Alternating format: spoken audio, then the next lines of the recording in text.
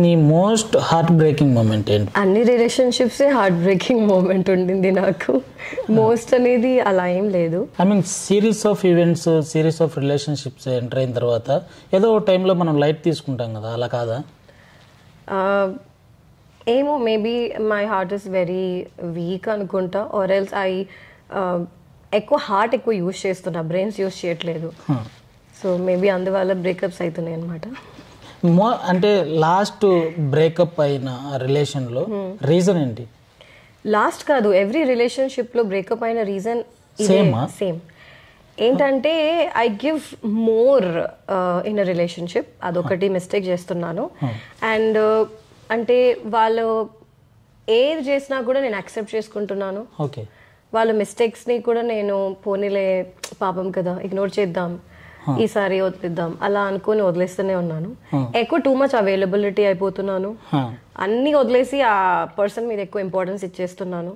So ఇలాంటి reasons ఉంటేనే definitely anybody will take it light. That's human psychology. Then అప్పుడు అది రిలేషన్షిప్ ఎలా అవుతుంది? మనం రిలేషన్షిప్ స్టార్ట్ చేసేదే ఆ పర్సన్ మీద ఇంపార్టెన్స్ తోటి, ఎగ్జాక్ట్లీ వాళ్ళంటే ఇష్టం. కానీ ఈ జనరేషన్ లో I don't know, people don't like it కదా. Too much importance, being loyal, being honest, giving so much emotional attachments, people don't like kada. People don't want attachments, people just want fun. First నువ్వు అసలు relation start చేయడానికి reason ఏముంటుంది?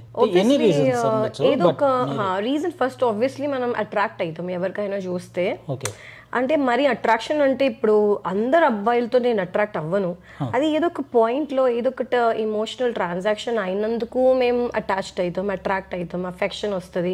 Affection తర్వాత definitely if it goes to physical level అప్పుడు attachment అయిపోతుంది. So attachment అయిపోయిన తర్వాత I'm like too much available for that person, I want to do too much for that person, I want to give. You yourself will invest so much. మళ్ళీ ఆ person దూరం వెళ్ళిపోకూడదు అని ఏది చెప్పినా ఏది చేసినా యాక్సెప్ట్ చేసుకుంటాం. ఇట్స్ ఓకేలే, లెట్ హిమ్.